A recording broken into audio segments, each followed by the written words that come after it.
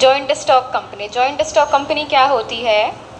Joint stock company is a voluntary association. कैसी association है? Voluntary का मतलब क्या है? आप यहाँ अपनी मर्ज़ी से आते हैं और अपनी मर्ज़ी से जाते हैं, ठीक, of persons. The companies act 2013 defines a company as an artificial person according to companies act 2013। Companies act 2013 के अकॉर्डिंग एक कंपनी जो है वो क्या है? Artificial person. क्या है?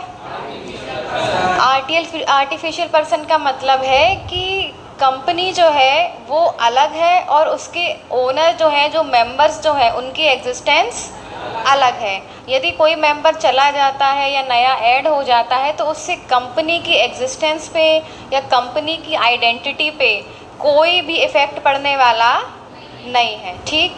Having a separate legal entity. Company की क्या होती है? सेपरेट लीगल एंटिटी, यानी कि कंपनी की आइडेंटिटी अलग है, ओनर्स की, मेंबर्स की आइडेंटिटी अलग है। Perpetual succession. परपेचुअल सक्सेशन का मतलब है कि कंपनी जो है वो हमेशा चलने वाली है। किसी व्यक्ति के आने से या जाने से कंपनी के एग्जिस्टेंस पे कोई भी इफ़ेक्ट पड़ने वाला नहीं है। And a common seal. अब कंपनी क्या है? Artificial person. क्या है? तो क्या आर्टिफिशियल पर्सन अपने साइन कर सकता है? इसलिए कंपनी की क्या बनाई जाती है? Common seal. क्या बनाई जाती है? तो जितने भी डॉक्यूमेंट्स होते हैं कंपनी के, जितने भी इम्पोर्टेंट डॉक्यूमेंट्स होते हैं या जो कंपनी से इशू किए जाते हैं, उन सभी पे क्या रहती है? कंपनी की कॉमन सील। क्या रहती है? जैसे स्कूल में भी अपन कोई रिपोर्ट कार्ड या कुछ भी करवाते हैं तब स्कूल तो साइन नहीं करेगा, स्कूल की क्या रहती है? सील। क्या रहती है? ऐसे कंपनी में कंपनी के नाम की सील रहती है, ठीक। फीचर्स देखते हैं कंपनी के क्या फीचर्स होते हैं। तो हमने समझ लिया कंपनी क्या है? Artificial person. क्या है? कंपनी की क्या है? Separate legal entity, perpetual succession and common seal. क्या है? Common seal. तो फीचर्स में भी सेम यही आएगा। सबसे पहले आर्टिफिशियल पर्सन क्या है? Company. A company is created by law. किसके द्वारा बनाई गई है? लॉ के द्वारा। And has legal status. और कंपनी के पास में क्या है? लीगल स्टेटस है। But it does not function like human beings. But company जो है वो ह्यूमन बींग्स की तरह काम नहीं करती है। कॉज वो कौन है? Artificial person. कौन है?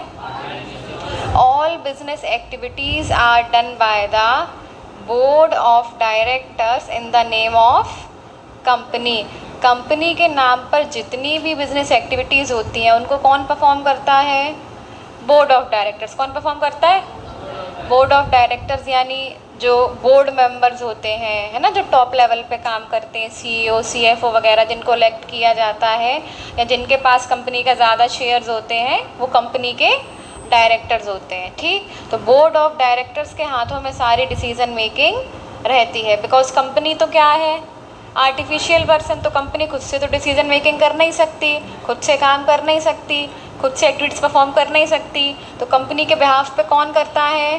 Board of directors. कौन करता है? बोर्ड ऑफ डायरेक्टर्स, ठीक। दूसरा है separate legal entity. Separate legal entity क्या है? अ company has its own identity. Company की खुद की आइडेंटिटी होती है, डिस्टिंक्ट फ्रॉम इट्स ओनर, जो कि उसके ओनर की आइडेंटिटी से अलग है। कैसी है?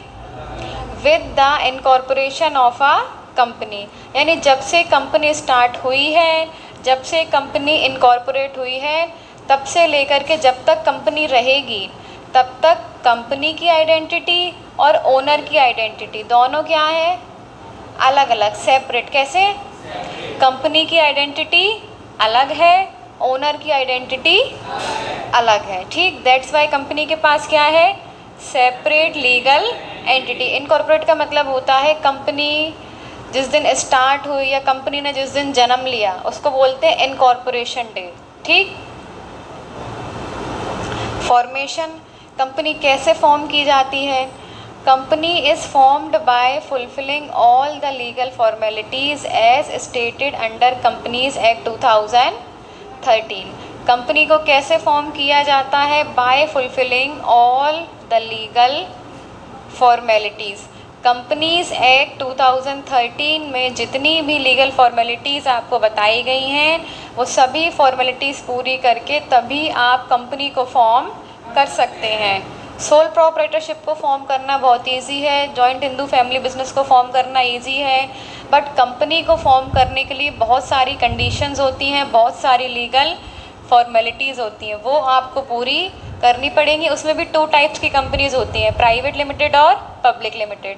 प्राइवेट लिमिटेड की कंडीशंस कम होती हैं as compare to public limited. Public companies में जो प्रोसीजर होता है वो थोड़ा लेंदी होता है as compare to private companies. ठीक, तो कंपनीज़ एक्ट 2013 के अकॉर्डिंग जितनी भी लीगल फॉर्मेलिटीज़ बनती हैं वो सभी आपको फुलफ़िल करनी पड़ेंगी। तो आप क्या कर लेंगे? कंपनी फॉर्म कर लेंगे। क्या कर लेंगे? कंपनी फॉर्म कर लेंगे, कंपनी बना लेंगे। Perpetual succession, a company is created by law. Company किसके द्वारा बनाई गई है? लॉ के द्वारा। And can be wound up by law only, और कंपनी को ख़त्म भी किसके द्वारा किया जाएगा? लॉ के द्वारा। Existence of the company is not affected by the status of members. Members के स्टेटस के कारण कंपनी की एग्जिस्टेंस पे कोई भी इफ़ेक्ट पड़ने वाला नहीं है। दैट मीन्स कोई भी मेंबर नया आता है या कोई पुराना मेंबर छोड़ के चला जाता है, किसी की डेथ हो जाती है, कोई रिटायर हो जाता है, उससे कंपनी पे कोई भी इफ़ेक्ट पड़ने वाला नहीं है, बिकॉज कंपनी किसके द्वारा बनाई गई है?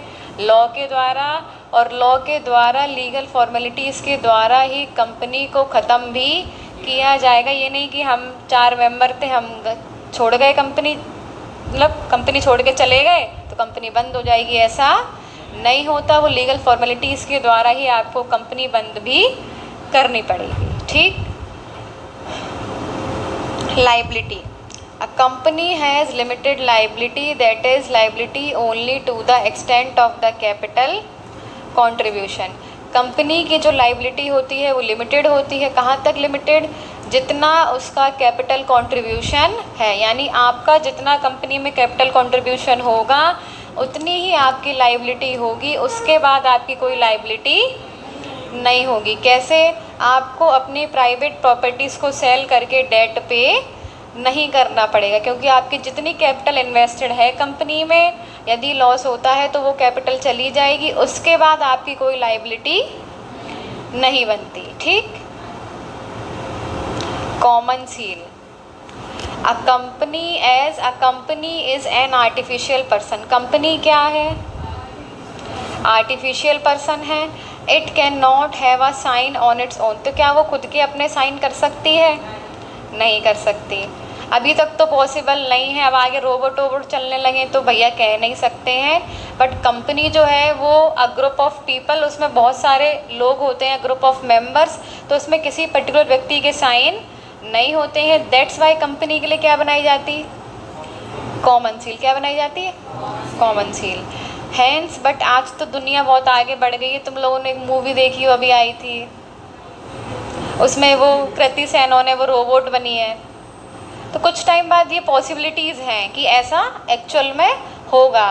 तो वो वहाँ जो अपने पिक्चर का नेम तेरी बातों में ऐसे कुछ, तो उसकी जो मासी है वो यूके में रहती हैं, तो वो जब उसको बुलाती हैं शाहिद कपूर को, तो वो अपना पूरा सेटअप दिखाती हैं कैसे उन्होंने एक रोबोट वाला डॉग बनाया हुआ है, रोबोट वाली ईगल बनाई हुई है। तो वो जो ईगल है वो ऐसे पूरे में घूमती है कि मतलब जो चीज़ें सीसीटीवी कैप्चर नहीं कर पाता वो ईगल कैप्चर कर लेती है। बहुत सारे उसमें रोबोट, एक रोबोट इतना फ्लेक्सिबल था कि वो यहाँ से कूदे वहाँ से कूदे, उसको कुछ हो ही नहीं रहा। तो ये टेक्नोलॉजी फ्यूचर में आने वाली है।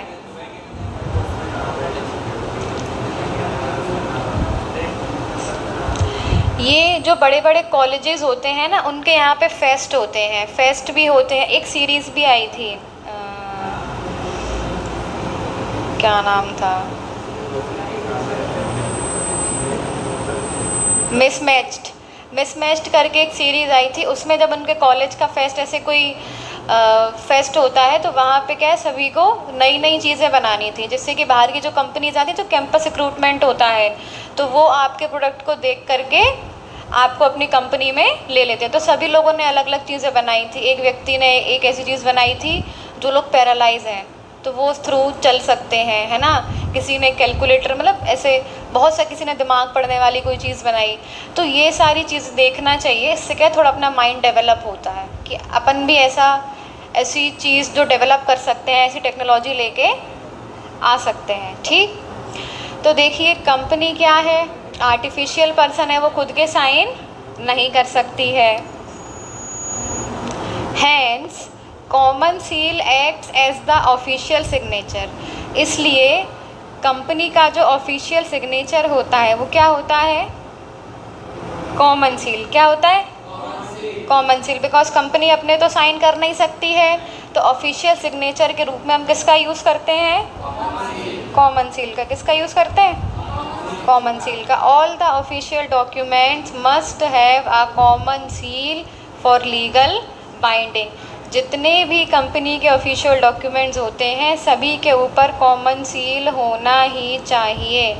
ऐसा रूल होता है, ऐसी बाइंडिंग होती है, बाउंडेशन मान लो कि जितने भी कंपनी से रिलेटेड डॉक्यूमेंट्स हैं सभी पे कंपनी की कॉमन सील होना ही होना चाहिए। तो ये तो क्या हो गए फीचर्स, क्या हो गए मेरिट्स। क्या मेरिट्स होते हैं कंपनी के, यानी क्या बेनिफिट्स होते हैं। लिमिटेड लाइबिलिटी, लाइबिलिटी कैसी होती है, limited. Share holders liability is limited to the investment in the company, thus there is no risk of losing personal assets.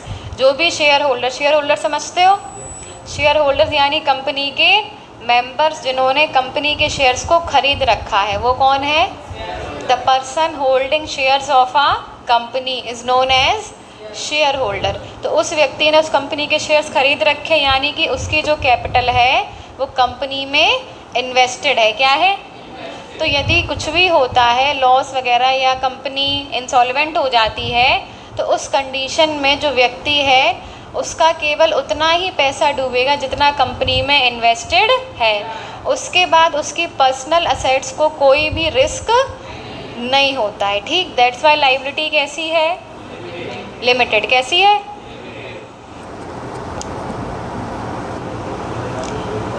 Next देखिए transfer of interest. Shares can be easily be sold in the market और can be converted into cash. आपने suppose किसी company के shares खरीदे हैं, तो यदि आपका उस कंपनी को छोड़ने का मन है तो आप उन शेयर्स को क्या कर सकते हैं, ट्रांसफ़र कर सकते हैं, यानी कि बेच सकते। क्या कर सकते हैं, और उनको कैश में भी कन्वर्ट, या तो किसी दूसरे को दे दो या उनको बेच दो, यानी कैश में कन्वर्ट कर लो। आपने किसी कंपनी के शेयर्स खरीदे, अब आपका उनके साथ काम करने का मन नहीं है तो आप उनको किसी और को भी दे सकते हो या उनको सेल भी कर सकते हो, यानी कि इन कैश में भी कन्वर्ट कर सकते हो। ठीक, perpetual existence, company's existence is not affected by the status of shareholders, company continues to exist। Company की जो एग्जिस्टेंस है वो शेयर होल्डर के स्टेटस से अफेक्टेड नहीं होती है कि कौन आ रहा है, कौन जा रहा है, कौन कितना पैसा लगा रहा है, उससे कंपनी अफेक्टेड नहीं होती। कोई भी आए कोई भी जाए, कंपनी कॉन्टिन्यूस टू एग्जिस्ट, यानी कंपनी हमेशा एग्जिस्ट करेगी। किसी के आने से, किसी के जाने से कंपनी के एग्जिस्टेंस पे कोई प्रभाव पड़ने वाला नहीं है। आओ तो वेलकम, जाओ तो वेलकम। स्कोप फॉर, हालांकि कंपनी में ऐसा नहीं होता, जितने ज़्यादा मेंबर्स जुड़ेंगे उतना ज़्यादा कंपनी का स्कोप बढ़ेगा, उतनी ज़्यादा कंपनी की अर्निंग्स होंगी, उतना ज़्यादा कैपिटल कंट्रीब्यूशन होगा।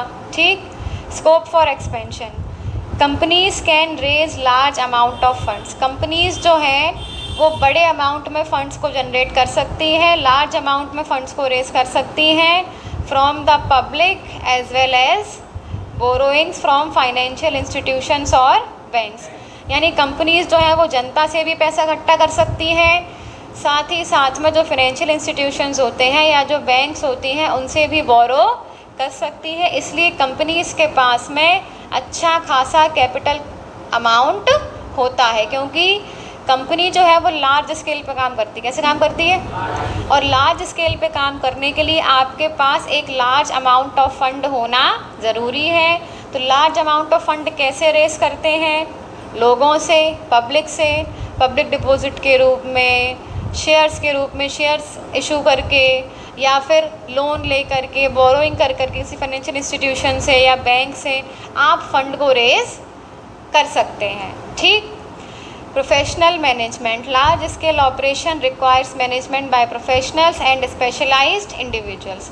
कंपनीज जो है वो कैसे काम करती हैं? लार्ज स्केल पे कैसे काम करती हैं?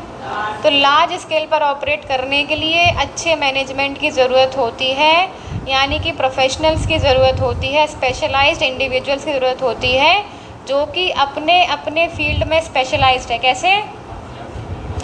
मार्केटिंग स्पेशलाइज्ड अलग होगा, है ना, सेल्स एक्सपर्ट अलग होगा, डिसीज़न मेकिंग करने के लिए डायरेक्टर्स अलग होंगे, सभी में मैनेजमेंट स्किल्स होंगी।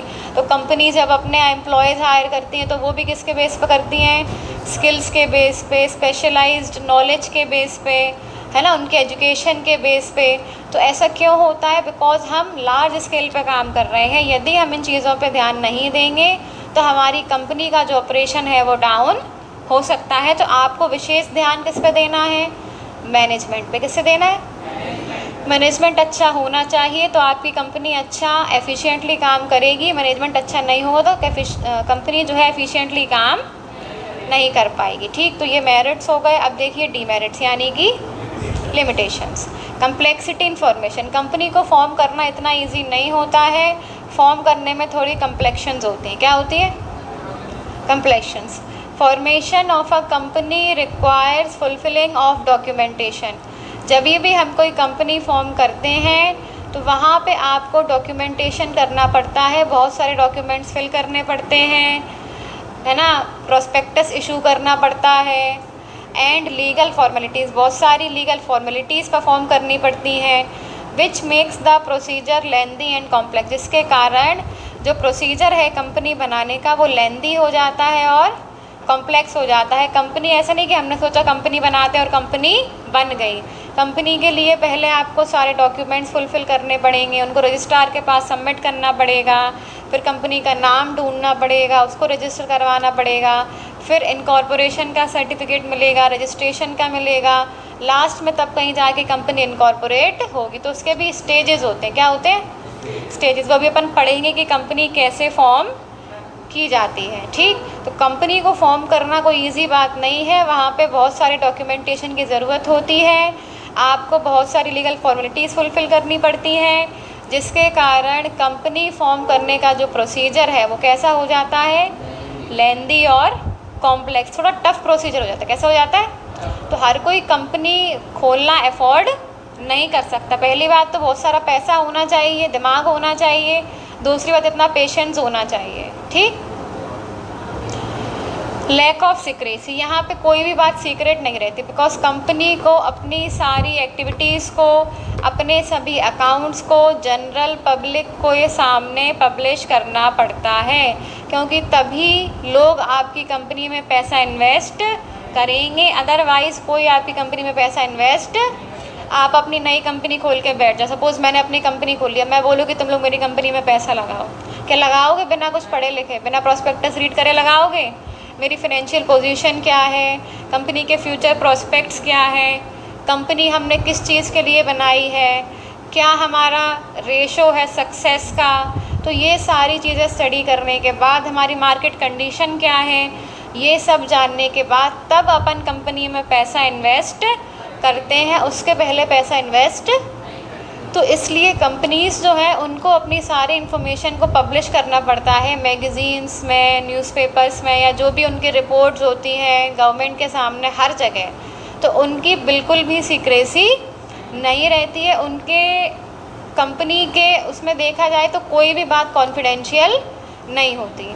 ऑल जो खास करके किससे रिलेटेड हो? Finance rate. किससे रिलेटेड हो? फाइनेंस से। All financial information is discussed to the general public that there is no confidentiality और सीक्रेसी। जितनी भी फाइनेंशियल इंफॉर्मेशन होती है वो जनरल पब्लिक के सामने डिस्क्लोज़ कर दी जाती है, यानी कि उनको साफ साफ बता दिया जाता है, जिससे कि वहाँ पर किसी प्रकार की कोई कॉन्फिडेंशियलिटी और सीक्रेसी नहीं रहती है। ठीक। Delay in decision making, company में डिसीज़न मेकिंग करने में डिले होता है। क्यों?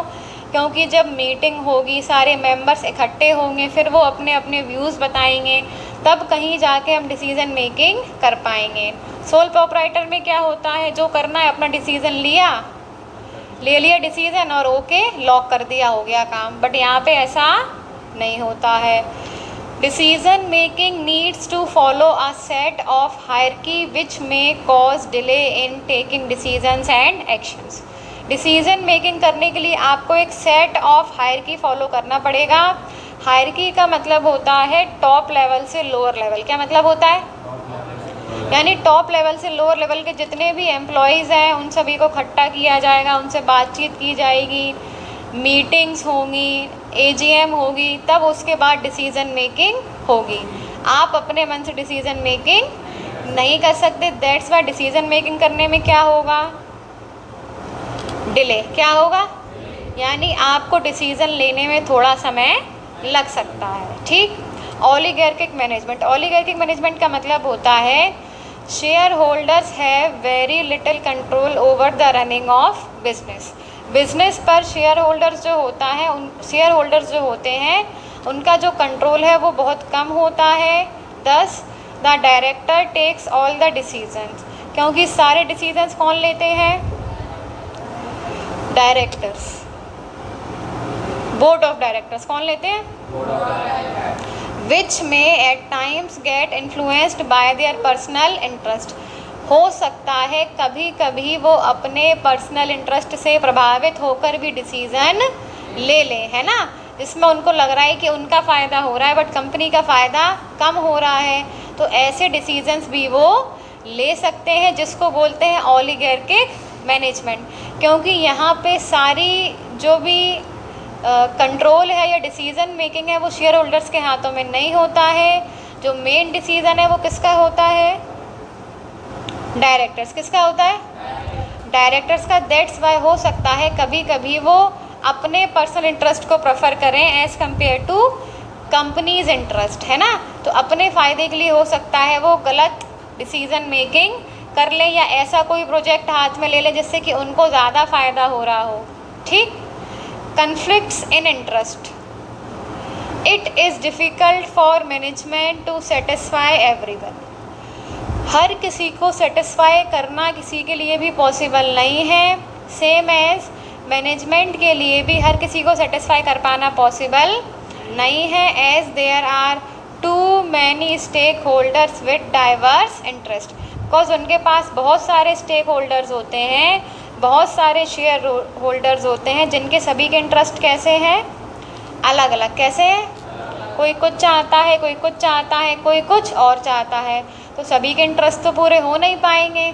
तो इसलिए मैनेजमेंट के लिए सभी की इच्छाओं को पूरा कर पाना या सभी को खुश रख पाना पॉसिबल नहीं होता है, जिसके कारण कभी कभी वाद विवाद हो जाते हैं, कंपनी में कन्फ्लिक्ट्स अराइज होने लगते हैं। ठीक। तो अब देखिए types of company.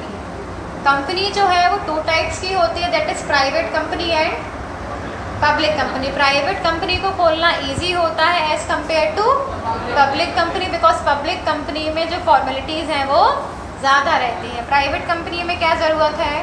A company must have minimum 2 members. Company में केवल कितने मेंबर्स की ज़रूरत है? 2 मेंबर्स, और मैक्सिमम कितने? 200।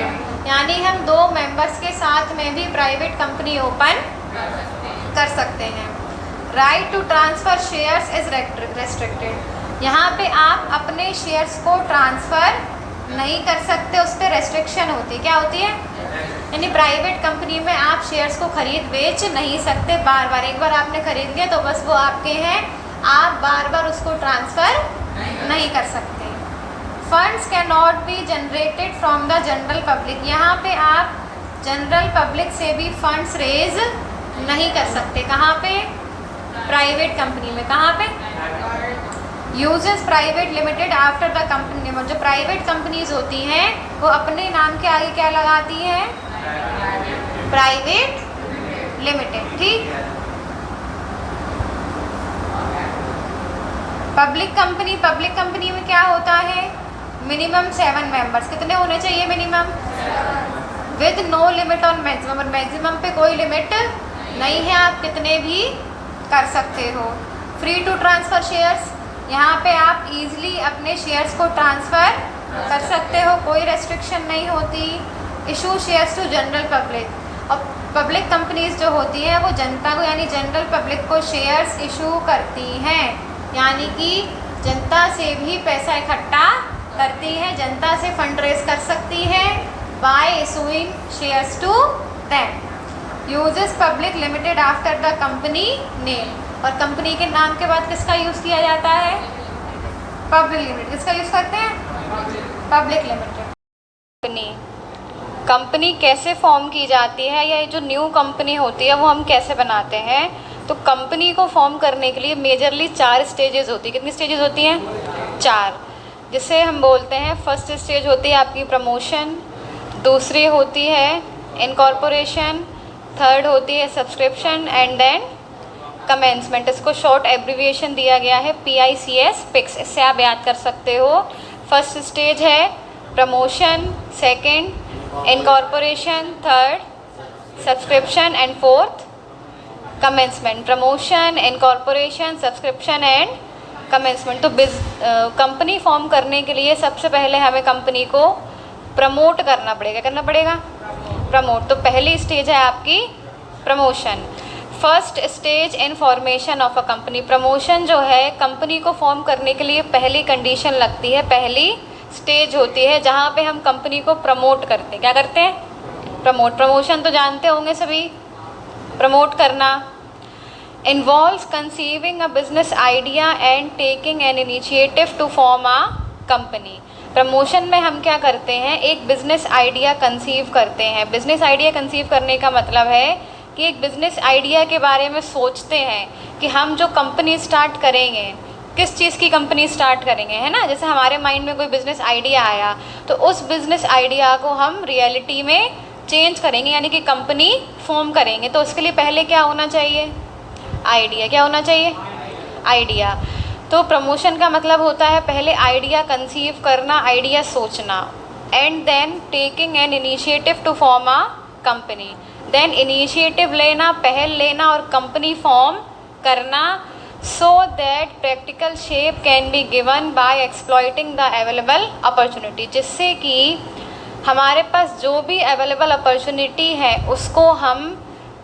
उसको गेन करके, उसका यूज़ करके अपने आइडिया को प्रैक्टिकल शेप दे सकें, यानी हमने जो आइडिया सोचा है उसको हम एक्चुअल में रियलिटी में कन्वर्ट कर सकें। जैसे हम कोई भी काम करने से पहले उसके बारे में सोचते हैं कि ऐसे काम करेंगे, ऐसा काम करेंगे। हमें कोई बिज़नेस भी खोलना है तो ऐसा बिज़नेस खोलना है, बिज़नेस में ये चीज़ें होनी चाहिए, ऐसा करना है। तो सबसे पहले कंपनी खोलने के लिए आपके पास में आइडिया होना चाहिए कि आपको किस चीज़ का बिज़नेस स्टार्ट करना है, एंड देन आपको उसके लिए इनिशिएटिव लेना है, पहल करनी है, और आपके पास जो भी अवेलेबल अपॉर्चुनिटी है उनका यूज़ करके, उनको एक्सप्लॉइट करके आपको अपने आइडिया को प्रैक्टिकल रूप में चेंज करना है, यानी कि उसको प्रैक्टिकली एग्जिस्टेंस में लेके आना है। ठीक,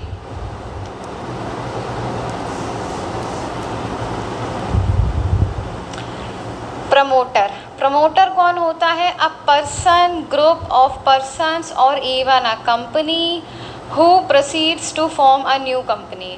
प्रमोटर कोई व्यक्ति भी हो सकता है, ग्रुप ऑफ पर्सन्स लोगों का ग्रुप भी हो सकता है, और इवन ए कंपनी, और कोई कंपनी भी हो सकती है जो कि एक नई कंपनी बनाना चाहते हैं। कोई व्यक्ति, ग्रुप ऑफ पीपल या कोई कंपनी जो कि एक नई कंपनी बनाना चाहते हैं, they can be the promoter. तो जब वो नई कंपनी बनाएंगे तो उसके लिए पहले उसको क्या करेंगे, प्रमोट करेंगे। क्या करेंगे, प्रमोट करेंगे। Functions of a promoter. Promoter के क्या फंक्शंस होते हैं, identification of a business opportunity. Business opportunity को पहचानना। बिजनेस अपॉर्चुनिटी को पहचानने का मतलब है कि हमारे पास में जो भी अवेलेबल अपॉर्चुनिटीज़ हैं उससे हम क्या बेस्ट पॉसिबल बिजनेस कर सकते हैं।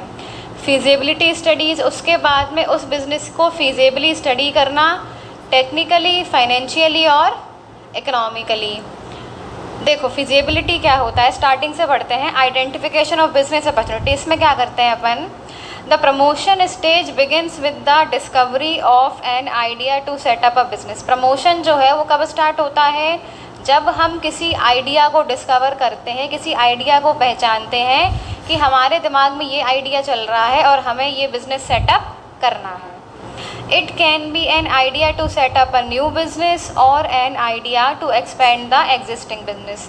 वो जो आइडिया है वो किसी नए बिज़नेस को सेटअप करने के लिए भी हो सकता है, या फिर हमारे पास में पहले से जो पुराना बिजनेस है उसको एक्सपेंड करने के लिए भी हम उसका यूज़ कर सकते हैं।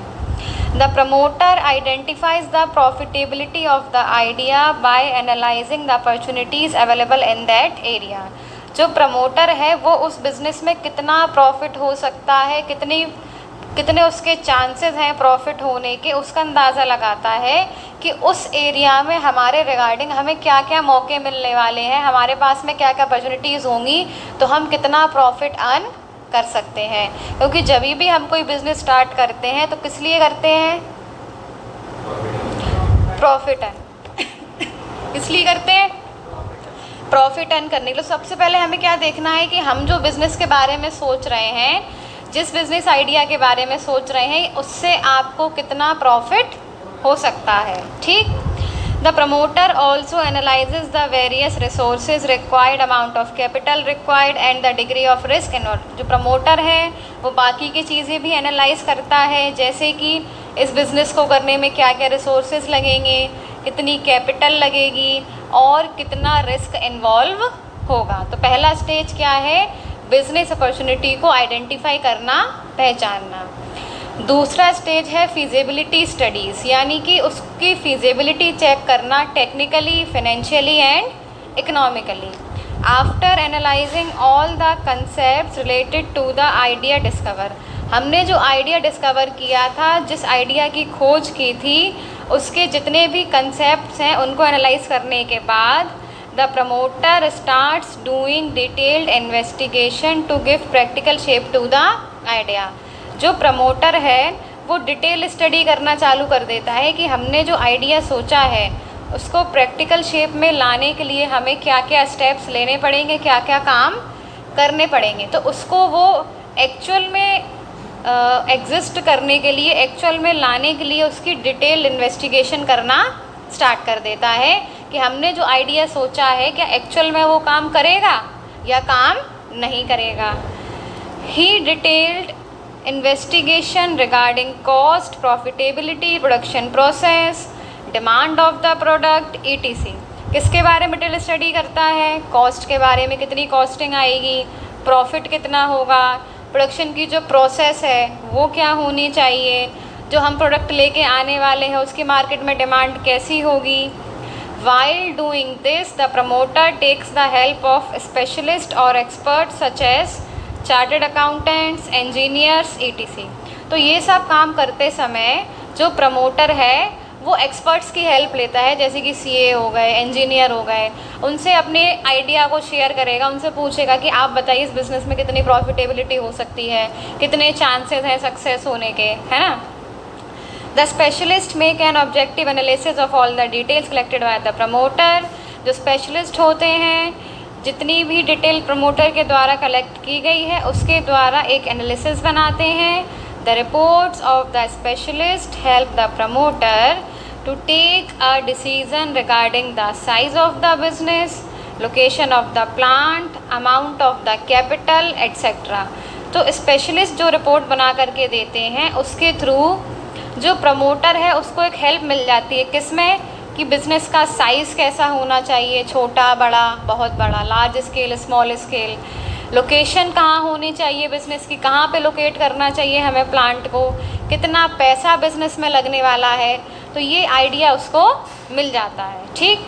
अब यहाँ पे हम फिजिबिलिटी स्टडीज़ करते हैं, उसमें 3 टाइप की स्टडी होती हैं आपकी, technical feasibility, financial feasibility and economical feasibility. क्या क्या, टेक्निकल, फाइनेंशियल एंड इकोनॉमिकल। तो टेक्निकल फिजिबिलिटी का मतलब क्या है, sometimes idea is good but technically it may not be possible to implement the idea.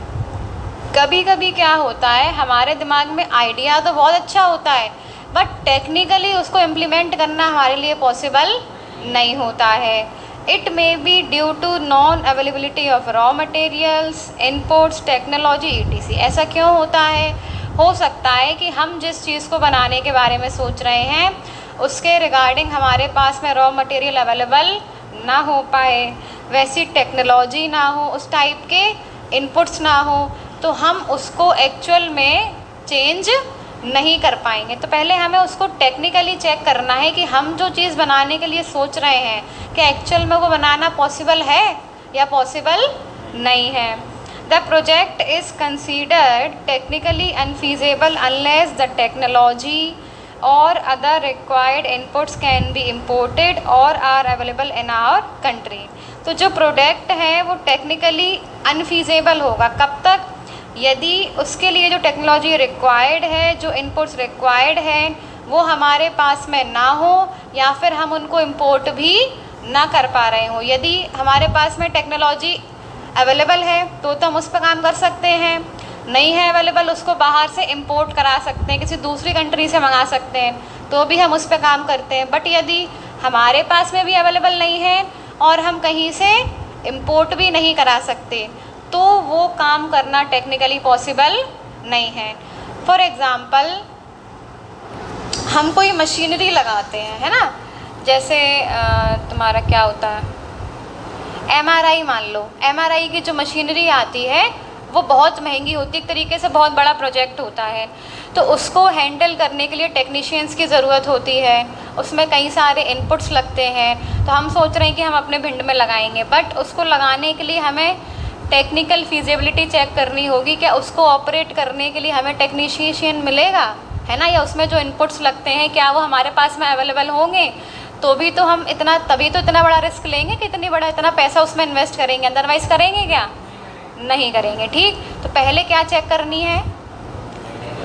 Technical feasibility. क्या चेक करनी है? टेक्निकल चेक करने के बाद क्या चेक करनी है? फाइनेंशियल फिजिबिलिटी, कि फाइनेंशियली इतना पैसा हम उसमें लगा पाएंगे या नहीं लगा पाएंगे। If the required capital of funds of the business idea are so large that these cannot be arranged with the available means, then it is said to be financially unfeasible। यदि उस बिज़नेस को करने के लिए जितनी capital required होती है, जितना फंड रिक्वायर्ड होता है, उतना हम अपने अवेलेबल मीन से अरेंज नहीं कर पाते हैं, नहीं जोड़ पा रहे हैं, तो उस समय वो आइडिया कैसा होगा? अनफीजेबल। कैसा होगा? क्योंकि हमें उसको रियलिटी में चेंज करने के लिए हमारे पास में उतना फंड या उतनी कैपिटल नहीं है। For example, one may have an idea to urbanise the rural area. एक व्यक्ति है, उसके अंदर आइडिया आया कि हम रूरल एरिया यानी कि गांव का जो क्षेत्र है उसको अर्बन में कन्वर्ट कर देंगे, यानी शहरी क्षेत्र बना देंगे। अब गांव से शहर बनाने के लिए क्या चाहिए? फंड। क्या चाहिए? पैसा चाहिए, बट उसके पास में इतना फंड नहीं है। But the funds required to carry out this idea are so huge that it may not be converted into action plan due to financial अनफीजिबिलिटी।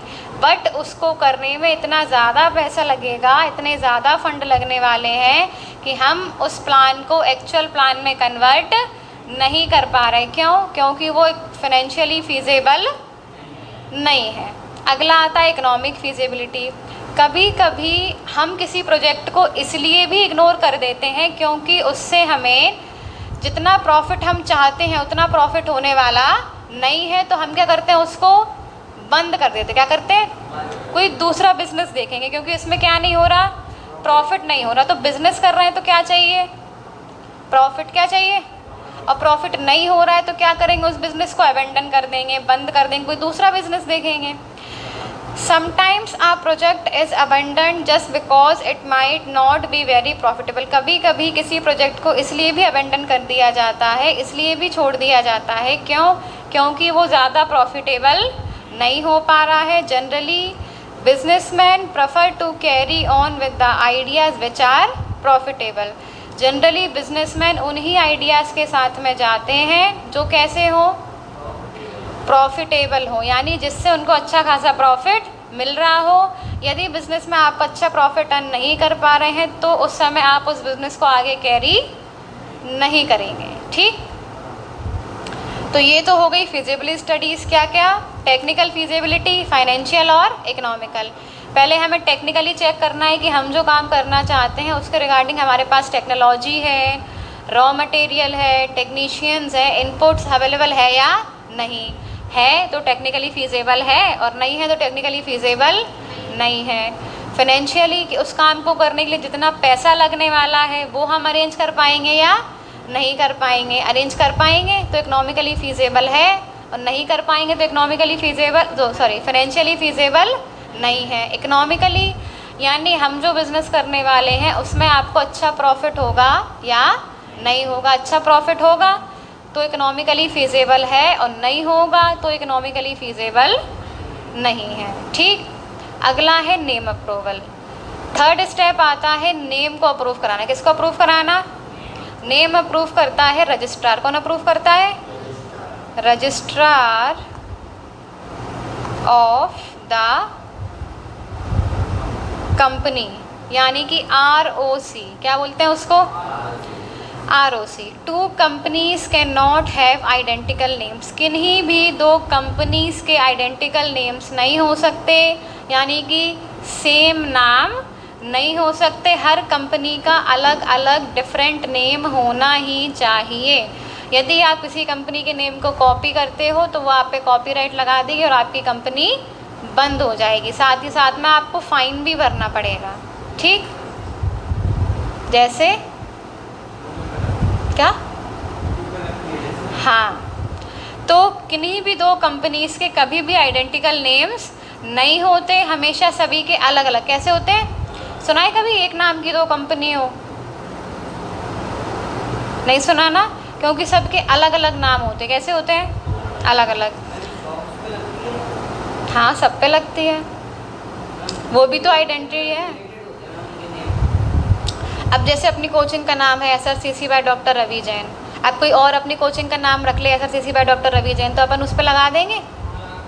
लगा देंगे कि नहीं लगा देंगे? बिल्कुल आइडेंटिकल नेम्स नहीं हो सकते। ठीक, डिफरेंट होना चाहिए कुछ ना कुछ। देखिए, तो it is necessary for every company to get its name approved from the registrar. तो हर कंपनी के लिए बहुत ही ज़रूरी होता है कि वो अपने नाम को रजिस्ट्रार के पास में अप्रूव कराए। क्या कराए? अप्रूव। जो रजिस्ट्रार होता है कंपनी का, उसके पास में आपको नेम अप्रूव कराने जाना पड़ता है। ठीक, so that it does not match with any other companies name, जिससे कि आपकी कंपनी का जो नेम है वो किसी दूसरी कंपनी के नाम से मैच ना हो। Generally company gives these name in order of priority to the registrar. Generally हम जब भी अपनी कंपनी का नाम रखते हैं तो उसकी एक प्रायोरिटी लिस्ट बनाते हैं कि पहले नंबर पे हमने ये नाम सोचा है, दूसरे नंबर पे हमने ये नाम सोचा है, तीसरे नंबर पे हमने ये नाम। सपोज आपको कोई कंपनी स्टार्ट करनी है ना,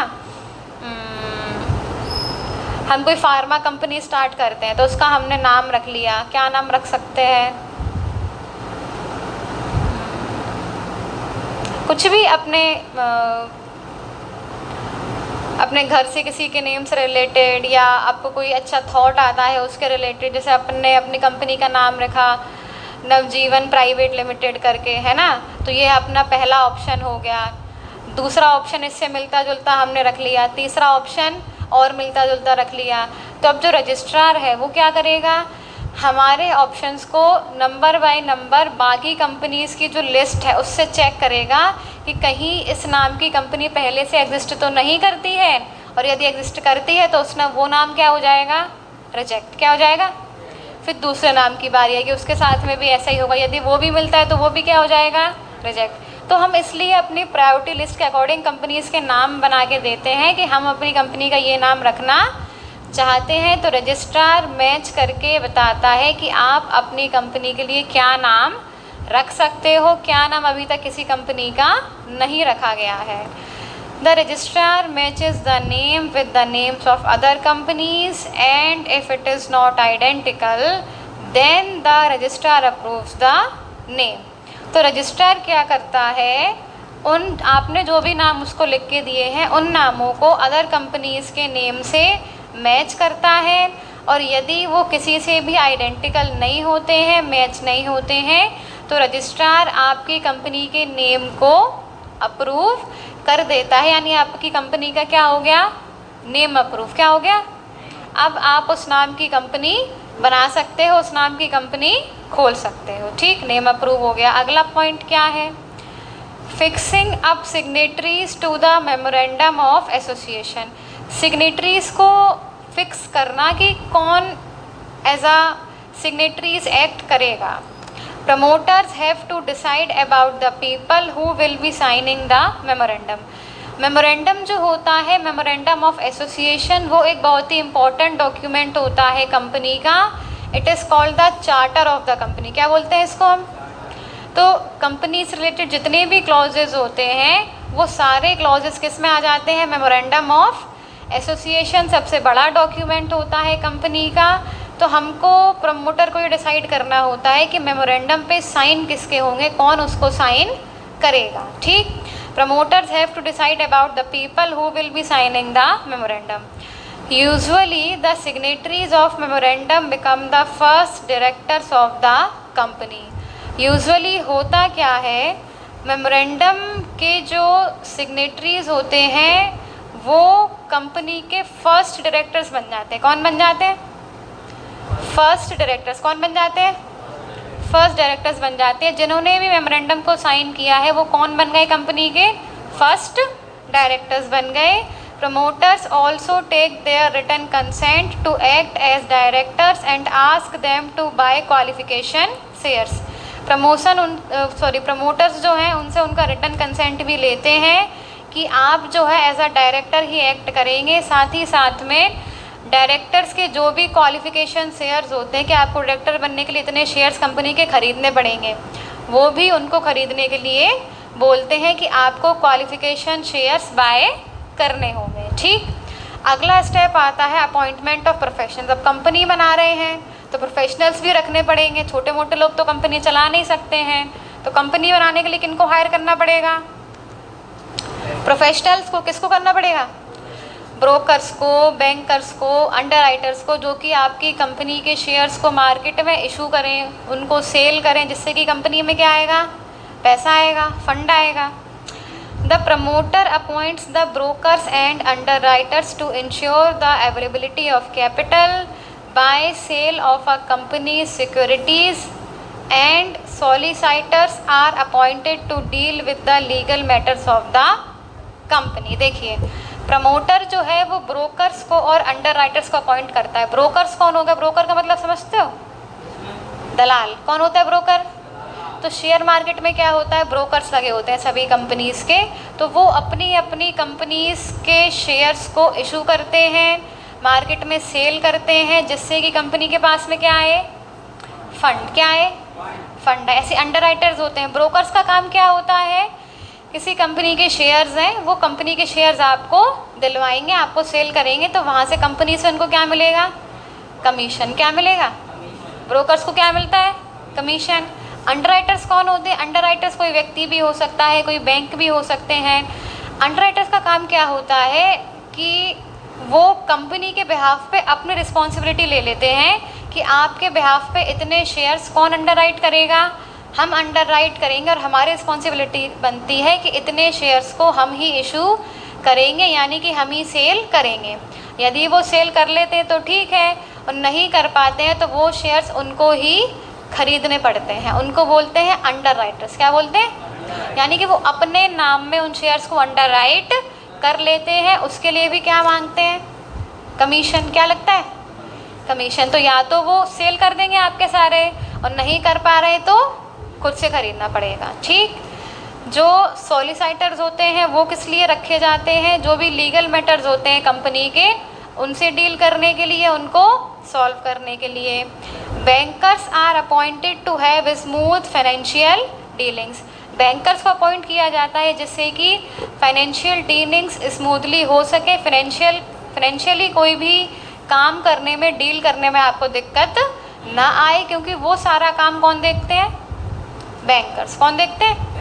बैंकर्स। तो इन सभी कामों के लिए हम प्रोफेशनल्स को अपॉइंट करते हैं, जैसे कि ब्रोकर्स, अंडरराइटर्स एंड बैंकर्स। ठीक, अब लास्ट स्टेप आता है प्रिपरेशन ऑफ नेसेसरी डॉक्यूमेंट्स, यानी कि नेसेसरी डॉक्यूमेंट्स को प्रिपेयर करना। अभी अपन कहाँ चल रहे हैं?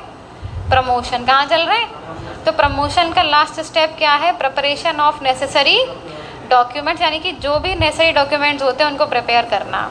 अब promoter takes up the steps to prepare some legal documents of the company. Promoter कुछ स्टेप्स लेता है जिससे कि कंपनी के कुछ लीगल डॉक्यूमेंट्स बनाए जाते हैं, which have to be submitted to the registrar at the time of incorporation. जो डॉक्यूमेंट्स हमें रजिस्ट्रार को सबमिट करने पड़ते हैं, कब? इनकॉर्पोरेशन के समय। कब करने पड़ते हैं?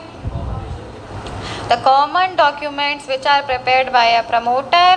प्रमोटर के द्वारा जो कॉमन डॉक्यूमेंट्स प्रिपेयर किए जाते हैं, they are memorandum of association, article of association, prospectus, ETC. तो जो मेन डॉक्यूमेंट्स होते हैं वो होते हैं एमओए, एओए एंड प्रोस्पेक्टस, यानी कि memorandum of association, article of association and prospectus. कौन कौन से बनाने पड़ते हैं? MOA, AOA and prospectus, memorandum of association, article of prospectus. ठीक, ये डॉक्यूमेंट्स आपको आगे फर्दर समझाए जाएंगे कि एमओए क्या होता है, एओए क्या होता है और प्रोस्पेक्टस क्या होता है। ठीक, अब आपकी जो फर्स्ट स्टेज है वो कंप्लीट हो चुकी है। समझ आया? दूसरा जो स्टेप होता है कंपनी बनाने में वो होता है incorporation. Incorporation refers to the registration of a company with the registrar. Incorporation का मतलब होता है कंपनी को रजिस्ट्रार के पास से रजिस्टर कराना। क्या कराना? रजिस्टर कराना। क्या क्या स्टेप्स होते हैं इनकॉर्पोरेशन में? Filing of necessary documents, payment of fees, registration and certificate of incorporation. देखिए,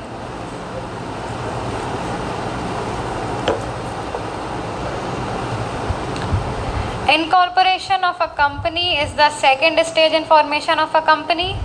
Incorporation refers to the registration of the company under Companies Act 2013. तो क्या क्या स्टेप्स होती है? पहली स्टेप होती है फिलिंग ऑफ नेसेसरी डॉक्यूमेंट्स। क्या होती है? यानी कि नेसेसरी डॉक्यूमेंट्स को फुलफिल करना। क्या करना? फिल करना होती है फॉर्मेशन करने में इनकॉर्पोरेशन। इनकॉर्पोरेशन का मतलब क्या है? It refers to the registration of a company with the registrar. यहाँ पे हम अपनी कंपनी को रजिस्टर करवाते हैं। किसके पास में? रजिस्ट्रार के पास में।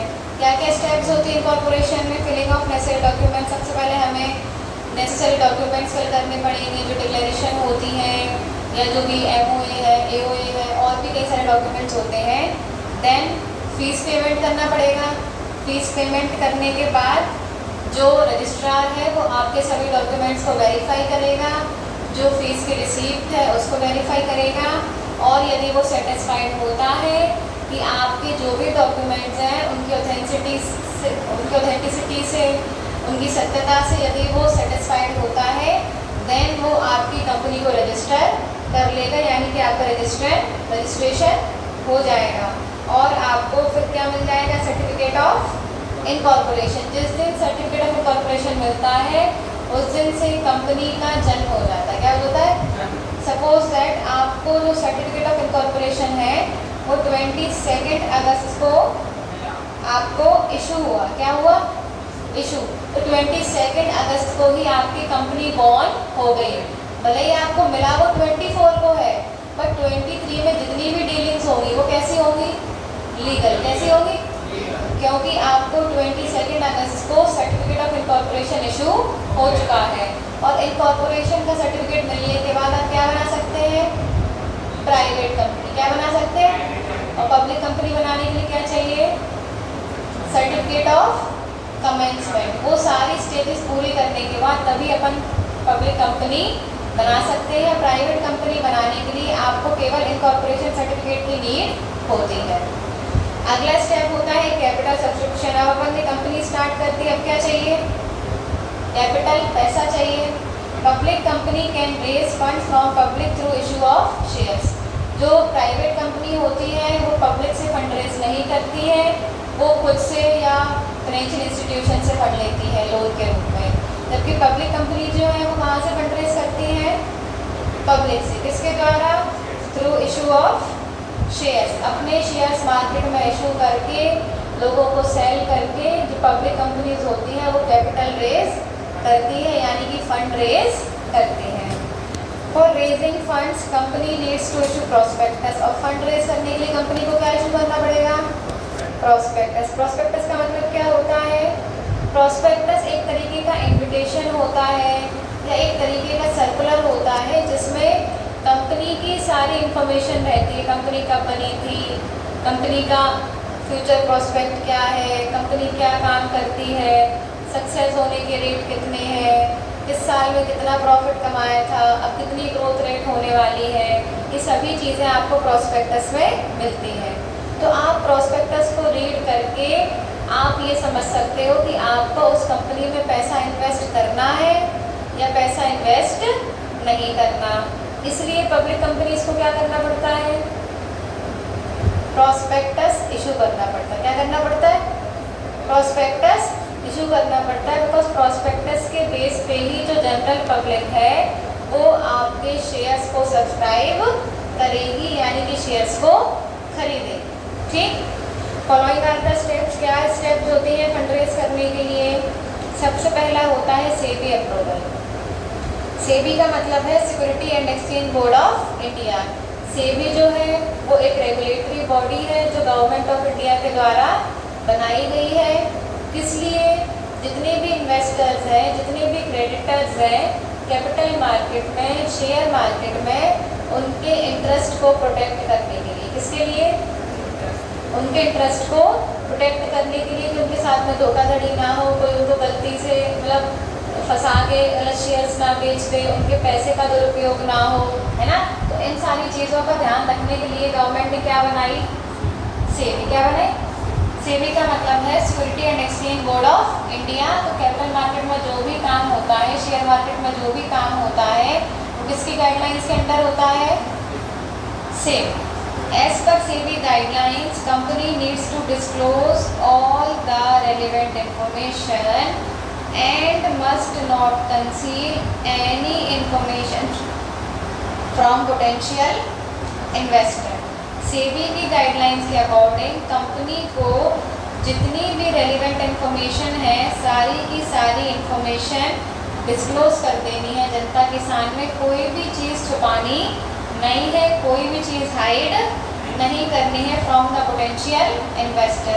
यानी कि जो व्यक्ति कंपनी में पैसा इन्वेस्ट करना चाहता है उससे कंपनी को किसी भी प्रकार की कोई भी बात छुपानी नहीं है। ठीक। अगला पॉइंट है फिलिंग ऑफ प्रॉस्पेक्टस। अब क्या करना है? प्रॉस्पेक्टस फिल करना है। Copy of prospectus is filed with the ROC। Prospectus की जो एक कॉपी है वो हमें किसको जमा करनी पड़ती है? ROC, यानी कि रजिस्ट्रार ऑफ कंपनी, रजिस्ट्रार के पास में जमा करनी पड़ती है। Investors make their mind to invest in company on the basis of prospectus. Investor जो है वो अपना माइंड मेकअप करते हैं कि कंपनी में पैसा इन्वेस्ट करना है या पैसा इन्वेस्ट नहीं करना है। किसके बेस पे? प्रॉस्पेक्टस। किसके बेस पे? पहले हम कंपनी के प्रॉस्पेक्टस को रीड करते हैं। यदि हमें वो कंपनी समझ में आती है तो हम पैसा इन्वेस्ट करेंगे, और नहीं आती है तो हम पैसा इन्वेस्ट नहीं करेंगे। ठीक। उसके बाद अगला स्टेप होता है बैंकर्स को, ब्रोकर्स को और अंडरराइटर्स को अपॉइंट करना। बैंकर को क्यों? जिससे कि जितनी भी फाइनेंशियल डीलिंग्स होनी है वो स्मूथली हो सके। ब्रोकर का काम क्या होता है? ब्रोकर आपके शेयर्स को सेल करता है, इशू कराता है। और अंडरराइटर्स, यदि आपको लग रहा है कि आप सारे शेयर सेल नहीं कर पाएंगे तो वो आप किसी अंडरराइट से अंडरराइट करवा लेंगे, तो वो अपने नाम पे अंडरराइट कर लेगा। अब किसकी जिम्मेदारी शेयर बेचने की? अंडरराइटर की। यदि वो बेच लेता है तो ठीक है, नहीं तो उसको खुद को खरीदने पड़ेंगे। ठीक। अगला है मिनिमम सब्सक्रिप्शन। नेक्स्ट पॉइंट है मिनिमम सब्सक्रिप्शन। मिनिमम सब्सक्रिप्शन कितना होना चाहिए? 90%, यानी कि आपने जितने शेयर्स इशू किए हैं उसके लिए आपके पास में 90% अमाउंट आ जाना चाहिए। ठीक, उसके बाद होता है application to stock exchange. 90% amount आने के बाद आप किसी भी स्टॉक एक्सचेंज में अप्लाई करते हैं और अपने आप को उनकी लिस्ट में आपको लिस्टेड कराना होता है। कोई भी stock exchange, BSE, Bombay stock exchange, NSE, national stock exchange, किसी भी अच्छे स्टॉक एक्सचेंज की लिस्ट में आपको अपना नाम दर्ज कराना पड़ता है। उसके बाद ही आप शेयर्स को अलॉट कर सकते हैं। कितने दिन के अंदर कराना होता है? 4 वीक्स के अंदर from the issue of shares. जिस दिन से प्रोस्पेक्टस, 120 दिन तो उसके लिए होते हैं सब्सक्रिप्शन के लिए, और यदि नहीं हो पाता तो 10 और बढ़ा देते तो 130 हो जाते हैं। और स्टॉक एक्सचेंज में लिस्ट कराने के लिए 4 वीक्स का टाइम होता है। ठीक, उसके बाद जैसे ही आपका नाम लिस्टेड हो जाता है तो जिन जिन लोगों ने आपसे शेयर्स खरीदे हैं आप उन सभी की एक लिस्ट बनाते हैं और उसके अकॉर्डिंग सभी को शेयर्स अलॉट कर देते हैं। लास्ट स्टेप होता है कमेंसमेंट। कमेंसमेंट में क्या होता है? To commence business a public company has to obtain a certificate of commencement of business. यदि आपको बिजनेस कमेंस करना है, बिजनेस स्टार्ट करना है, किसके लिए? पब्लिक कंपनी के लिए। किसके लिए? तो उस समय आपको क्या ऑब्टेन करना पड़ेगा? Certificate of commencement. जब तक आपके पास में सर्टिफिकेट ऑफ कमेंसमेंट नहीं आएगा आप बिजनेस स्टार्ट नहीं कर सकते। किसके केस में? पब्लिक कंपनी के केस में। प्राइवेट कंपनी में तो कर सकते हैं बट पब्लिक कंपनी में नहीं कर सकते। तो इसके लिए आपको कुछ डॉक्यूमेंट्स को फिल करना पड़ेगा। किसके पास में? रजिस्ट्रार के पास में। क्या डॉक्यूमेंट्स होते हैं? A declaration that 90% of the issued amount has been subscribed. एक डिक्लेरेशन होता है कि आपने जितने शेयर्स इशू किए हैं उसका 90% आप सब्सक्राइब कर चुके हैं, यानी कि 90% अमाउंट आपके पास में आ चुका है। दूसरा declaration that all directors have paid in cash in respect of allotment of shares made to them. कि डायरेक्टर्स को जितने भी शेयर्स इशू किए गए हैं उसके बदले उन्होंने सारा पेमेंट कैसे किया है? कैश। कैसे किया है? Cash. A statutory declaration that the above requirements have been completed and must be signed by the directors of the company। एक statutory declaration होता है कि जो भी above requirements हैं वो फुलफिल हो चुकी है और उसको डायरेक्टर के द्वारा साइन किया जाता है कि हमने जो अलॉटमेंट, जो क्या बोलते हैं सब्सक्रिप्शन है, वो भी 90% आ चुका है और जो डायरेक्टर्स हैं उनने शेयर्स भी इन कैश खरीद लिए हैं। ये दोनों ही सत्य हैं। इसके रिगार्डिंग एक स्टैट्यूटरी डिक्लेरेशन होती है जो कि सभी डायरेक्टर्स के द्वारा साइन की जाती है। ठीक, अब आपका बिजनेस हो गया कमेंस, यानी कि अब आप बिजनेस स्टार्ट कर सकते हैं। ठीक, अब देखिए बिजनेस स्टार्ट करने के लिए कुछ इंपॉर्टेंट डॉक्यूमेंट्स लगते हैं। Important documents used in the formation of a company. Company को फॉर्म करने के लिए कुछ इंपॉर्टेंट डॉक्यूमेंट्स की नीड होती है। तो वो इंपॉर्टेंट डॉक्यूमेंट्स क्या होते हैं? सबसे पहला होता है MOA, AOA एंड प्रॉस्पेक्टस, यानी कि memorandum of association, article of association and prospectus. Memorandum क्या है? It is the charter of the company. Memorandum कौन होता है कंपनी का? चार्टर का मतलब है प्राइम डॉक्यूमेंट। क्या मतलब है? Prime document. It contains the process and objectives of the company. तो मेमोरेंडम में कंपनी के क्या ऑब्जेक्टिव हैं, क्या प्रोसीजर है, कंपनी का क्या स्कोप है, कंपनी की क्या लिमिटेशंस हैं, इन सभी के बारे में आपको बताया जाता है। कंपनी का आउटसाइड वर्ल्ड से क्या रिलेशन है ये आपको किसमें बताया जाता है? मेमोरेंडम में। किसमें बताया जाता है? मेमोरेंडम में। It also defines the scope and limitations of the company. Memorandum जो है वो कंपनी के स्कोप के बारे में बताता है, उसकी लिमिटेशंस के बारे में बताता है। The main contents of memorandum. Memorandum के मेन कंटेंट्स क्या होते हैं? नेम क्लॉज, कंपनी का पूरा नाम क्या है वो आपको वहाँ मिलेगा नेम क्लॉज में। यदि आपको नाम चेंज करना है तो आप एक स्पेशल रेजोल्यूशन पास करके नाम चेंज कर सकते हो।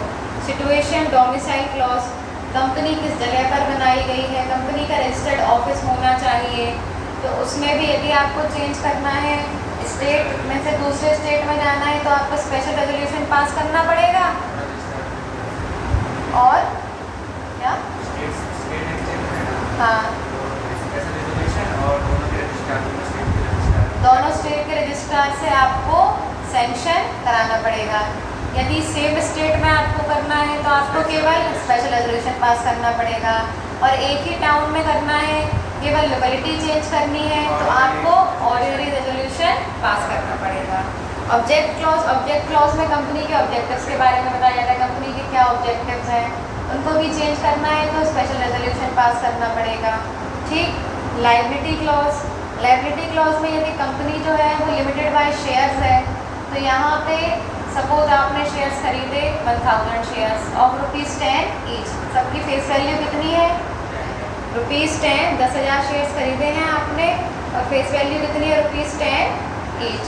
जिस समय आपने खरीदे थे आपने केवल कितना % अमाउंट दिया? 70%, यानी कि 7,000। तो जब कंपनी वाइंड अप होगी तो उस समय आपकी लायबिलिटी कितनी होगी? 3,000, यानी कि 30% को आपको वाइंड अप के समय पैसा देना पड़ेगा। और इन केस ऑफ गारंटी के केस में क्या होता है कि आपने जितने % शेयर्स की गारंटी ली है उतने % ही आपकी लायबिलिटी होगी। ठीक। कैपिटल क्लॉज में कितनी कैपिटल है कंपनी के पास, आप कहाँ से कैपिटल अरेंज करते हो, इस सब के बारे में बताया जाता है। और लास्ट होता है एसोसिएशन क्लॉज में कोई भी एल्टरेशन नहीं होता, किसी प्रकार का कोई चेंजेस नहीं होते। ठीक। अब देखिए article of association. Article of association क्या है? It is the bylaws of the company. ये क्या है? कंपनी के बाय लॉज का मतलब होता है rules and regulations. It contains the internal rules and regulations of the company. यहाँ पे कंपनी में जो इंटरनल रूल्स एंड रेगुलेशंस होते हैं, जो इंटरनली काम करते हैं, उनके बारे में बताया जाता है। The main contents of article of association. Article of association के जो मेन कंटेंट्स हैं वो क्या हैं? Amount of share capital and different classes of shares. Share capital हमारे पास कितने अमाउंट में है और कौन कौन से टाइप के शेयर्स हमने इशू किए हैं। अलग अलग टाइप के शेयर्स होते हैं। प्रोसीजर फॉर मेकिंग अलॉटमेंट करने के लिए क्या प्रोसीजर है? शेयर सर्टिफिकेट इशू करने के लिए क्या प्रोसीजर है? शेयर कैपिटल को ट्रांसफ़र करने के लिए एक व्यक्ति से दूसरे व्यक्ति तक पहुंचाने के लिए क्या प्रोसीजर है? प्रोसीजर फॉर फॉरफीचर, यदि हम शेयर्स को कैंसिल करते हैं तो उसका क्या प्रोसीजर है? फॉरफीचर करने के बाद दोबारा री इशू करते हैं, उसका क्या प्रोसीजर है? कोई डिस्प्यूट्स होती हैं उसको कैसे सॉल्व करना है, उसका क्या प्रोसीजर है? कोई नया आदमी आता है या कुछ भी होता है तो उसको कैसे करना है, उसके लिए भी क्या प्रोसीजर है? ये सभी आपको कहाँ बताया जाता है? Article of association. अगला आता है प्रॉस्पेक्टस। प्रॉस्पेक्टस क्या है? प्रॉस्पेक्टस एक प्रकार का सर्कुलर होता है या एक प्रकार का इन्विटेशन होता है। तो किसके लिए होता है? General public. किसके लिए होता है? General public. Prospectus is the circular और invitation given to the general public to subscribe to the shares of the company, जिससे कि जनरल पब्लिक कंपनी के शेयर्स को सब्सक्राइब करे। ठीक। और invest money in the company, और कंपनी में क्या करे? पैसा इन्वेस्ट करे। The essential elements of a prospectus. Prospectus के एसेंशियल एलिमेंट्स क्या होते हैं? There must be an invitation to the general public. Prospectus में जो सबसे नेसेसरी एलिमेंट क्या है कि जनरल पब्लिक के लिए क्या होना चाहिए? इन्विटेशन, यानी कि हम उनको इनवाइट करते हैं कि आप आइए, हमारी कंपनी के बारे में पढ़िए और हमारी कंपनी में पैसा इन्वेस्ट करिए। ठीक। The invitation must be made by और on behalf of the company. जो इन्विटेशन है या तो कंपनी के द्वारा होना चाहिए, कंपनी खुद इनवाइट करे, या फिर कंपनी के बिहाफ पर होना चाहिए, यानी कि कंपनी के बिहाफ पर कोई और आपको इनवाइट करे। ठीक। The invitation must be to subscribe or to purchase its shares or debentures.